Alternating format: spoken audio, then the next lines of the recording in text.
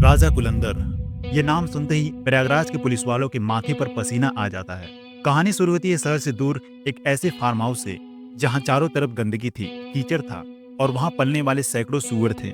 उस जगह की हवा में एक अजीब सी सड़न थी। कोई आम इंसान वहाँ 5 मिनट तक खड़ा नहीं हो सकता था। लेकिन उस गंदगी और बदबू के बीच उस फार्म हाउस का मालिक बड़े आराम से अपनी शाम की चाय पीता था।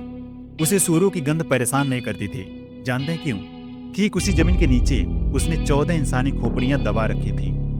लोग कहते हैं कि वो सिर्फ हत्या नहीं करता था, वो उन लोगों को मारने के बाद उनका दिमाग निकालता था, उसे बड़े से बर्तन में उबालता था और फिर उसे पी जाता था। उसका मानना था इंसान का दिमाग खाने से ताकत और बुद्धि बढ़ती है। 14 दिसंबर 2020 की वो काली रात जब पुलिस उस फार्म हाउस का दरवाजा तोड़कर अंदर घुसी तो उन्होंने जो देखा उसने पूरे भारत को हिलाकर रख दिया। आखिर कौन था राजा कुलंदर? क्या वो सच में एक राक्षस था या फिर एक ऐसा अपराधी जो सिस्टम के साथ खेल रहा था? आज के इस वीडियो में हम खोलेंगे उस लाल डायरी के पन्ने को जिसमें छिपा था मौत का हिसाब।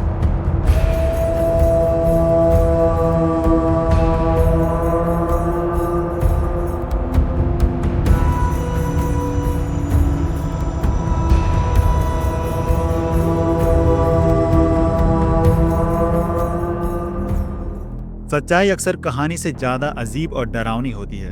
नेटफ्लिक्स की डॉक्यूमेंट्री इंडियन प्रेडिटर ने राजा कुलंदर की कहानी दुनिया को बताई, लेकिन आज हम उन गहराइयों में जाएंगे जो शायद आपने मिस कर दी थी। समय को थोड़ा पीछे ले चलते हैं। साल 2000 में जगह थी इलाहाबाद। कुंभ मेले की तैयारी चल रही थी। शहर में चहल पहल थी, लेकिन इसी शोर शराबे के बीच शहर का एक जाना माना पत्रकार अचानक गायब हो गया। नाम था धीरेन्द्र सिंह। धीरेन्द्र सिंह हिंदी अखबार आज के लिए काम करते थे। वो एक बहुत अच्छे रिपोर्टर थे। शहर के बड़े बड़े लोग उन्हें जानते थे। 14 दिसंबर की सुबह धीरेन्द्र अपनी टाटा सूमो गाड़ी में बैठकर घर से निकले। उस समय टाटा सूमो होना एक स्टेटस माना जाता था। उन्होंने अपनी पत्नी से कहा कि वो किसी जरूरी काम से जा रहे हैं और शाम तक लौटेंगे। सूरज ढल गया, शाम हुई, रात हो गई, लेकिन धीरेन्द्र सिंह वापस नहीं आए। जब 24 घंटे बीत गए तो परिवार वाले घबरा गए। पुलिस पर दबाव डाला गया। एक वरिष्ठ पत्रकार का अचानक गायब होना कोई छोटी बात नहीं थी। पुलिस ने जांच शुरू की। उस दौर में आज की तरह जीपीएस या सीसीटीवी कैमरे हर जगह नहीं होते थे। पुलिस के पास सुराग के नाम पर सिर्फ धीरेन्द्र सिंह का मोबाइल फोन था। सर्विलांस टीम ने कॉल रिकॉर्ड खंगाले और वहां उन्हें एक नंबर मिला। धीरेन्द्र सिंह के गायब होने के ठीक पहले उनके मोबाइल फोन से एक लैंडलाइन नंबर पर कई बार कॉल हुई थी। वो नंबर किसी गैंगस्टर का नहीं था, वो नंबर किसी नेता का नहीं था, वो नंबर था नैनी इलाके में रहने वाले एक सरकारी कर्मचारी का। उसका नाम था राम निरंजन। पुलिस हैरान थी। राम निरंजन एक सरकारी गोला बारूद फैक्ट्री में काम करने वाला एक साधारण वर्कर था। चेहरे पर चश्मा, माथे पर टीका, साधारण कपड़े। पहली नजर में देखने पर कोई नहीं कह सकता था कि ये आदमी एक चींटी मार सकता है। लेकिन पुलिस को क्या पता कि वो जिस राम निरंजन को पूछताछ के लिए पुलिस स्टेशन ले जा रहे हैं असल में वो राजा कुलंदर है। दबाव बहुत ज्यादा था, इसलिए पुलिस ने तुरंत राम निरंजन को हिरासत में ले लिया। उसके साथ उसके साले को भी पकड़ लिया गया। पुलिस स्टेशन में राम निरंजन बिल्कुल शांत बैठा था। उसके चेहरे पर डर की एक लकीर तक नहीं थी। जब पुलिस ने पूछा कि धीरेन्द्र सिंह कहाँ हैं, तो उसने बड़ी मासूमियत से कहा, हाँ वो मुझसे मिलने आए थे, चाय पी और चले गए, मुझे नहीं पता कि वो कहाँ हैं। उसका कॉन्फिडेंस इतना ज्यादा था कि पुलिस वाले कंफ्यूज हो गए। उन्हें लगा कि शायद हमने गलत आदमी को पकड़ लिया। लेकिन तभी पुलिस की खबरी ने सूचना दी धीरेन्द्र सिंह की टाटा सुमो गाड़ी राम निरंजन के फार्म हाउस के पास देखी गई थी। अब पुलिस का शक यकीन में बदल गया। पुलिस ने अपनी शैली बदली, थोड़ी सख्ती दिखाई, जिसे हम पुलिस की भाषा में 3rd डिग्री कहते हैं। और फिर राम निरंजन टूट गया। उसने जो कबूलनामा दिया उससे वहां खड़े हर पुलिस वालों के होश उड़ गए। उसने बड़े ठंडे दिमाग से कहा, धीरेन्द्र सिंह इस दुनिया में नहीं है, मैंने उसे मार दिया है और उसकी लाश मेरे फार्म हाउस के नीचे दबी है। तारीख थी 18 दिसंबर 2000। रात का वक्त था। पुलिस टीम राम निरंजन के फार्म हाउस पर पहुंची। ये जगह शहर से दूर कालिंदरपुर गाँव में थी। इसे लोग सुअर बाड़ा कहते थे क्योंकि यहाँ सुअर पाले जाते थे।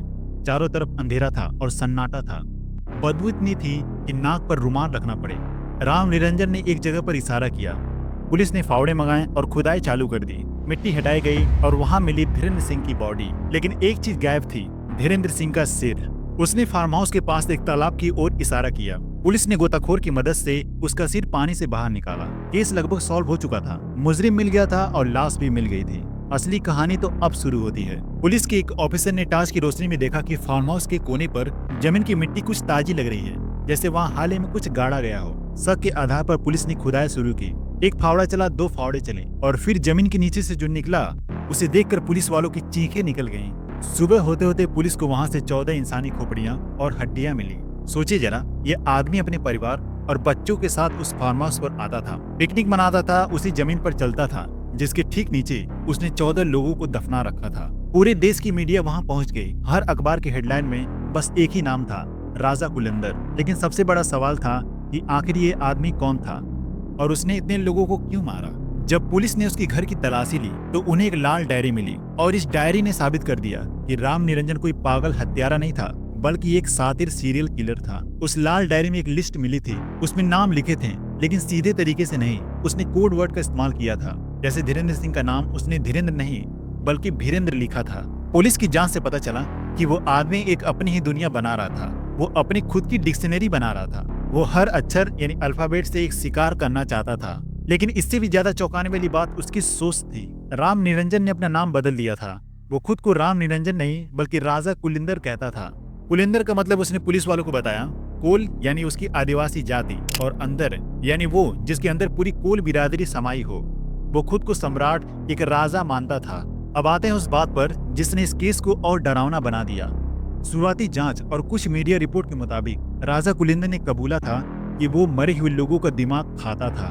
उसका लॉजिक सुनकर आप दंग रह जाएंगे। उसे मांस का शौक नहीं था, वो अंधविश्वासी था। उसका मानना था कि धीरेन्द्र सिंह जैसे पत्रकार और बाकी लोगों को उसने मारा था वो बुद्धिमान थे। उसका मानना था कि अगर मैं इन बुद्धिमान लोगों का दिमाग खा लूं तो मैं भी बुद्धिमान बन जाऊंगा। वो अपनी शक्तियों को बढ़ाना चाहता था। वो अमर होना चाहता था। हालांकि बाद में उसने कोर्ट और नेटफ्लिक्स की डॉक्यूमेंट्री में उसने साफ इनकार कर दिया कि मैं तो शाकाहारी हूँ, मैं इंसान का दिमाग कैसे खा सकता हूँ। जो चुनाव जीतने पर विरोधियों ने फंसाया है, न उसका फिंगरप्रिंट हुआ है, न उसका डीएनए टेस्ट हुआ है, किसका है खोपड़ी ये भी तो दिखाएंगे। लेकिन पुलिस को जो खोपड़ियों पर निशान मिले, जिस तरह से उसने बॉडी से सिर को अलग किया था, वो कुछ और ही कहानी बयां करते हैं। कुछ रिपोर्टर तो ये भी कहते हैं कि वो खोपड़ियों को पेंट करके अपने घर में सजाता था जैसे एक ट्रॉफी हो।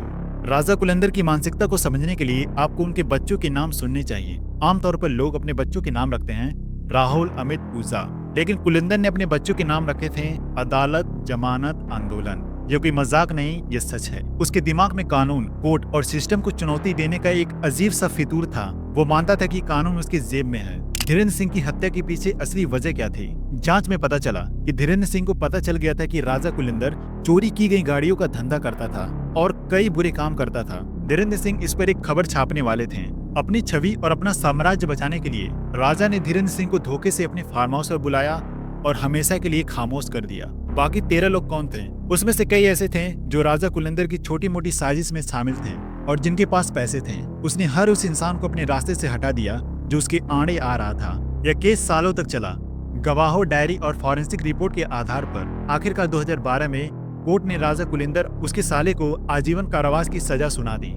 आज राजा कुलिंदर उन्नाव के एक जेल में बंद है। अब वो बूढ़ा हो चुका है, दाढ़ी बढ़ा ली है और जेल में धार्मिक किताबें पढ़ता है। जब आप उसे आज देखेंगे तो उसे देखकर दया आ सकती है। वो बड़ी दार्शनिक बातें करता है। वो कहता है कि उसे फंसाया गया है, लेकिन मनोवैज्ञानिक कहते हैं कि ये साइकोपैथ की निशानी होती है।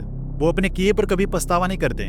वो अपने झूठ को ही अपना सच मान लेते हैं। राजा कुलिंदर की कहानी हमें बहुत जरूरी सबक देती है। जरूरी नहीं है कि हैवान के सींग हो या वो डरावना दिखता हो। वे हमारे बीच साधारण सरकारी बाबू के रूप में या साधारण कपड़ों में भी हो सकता है। हो सकता है कि आपके पड़ोस में कोई रह रहा हो जो दिन में सबसे हंसकर बात करता हो, लेकिन रात के अंधेरे में अपनी डायरी में अलग नाम लिख रहा हो।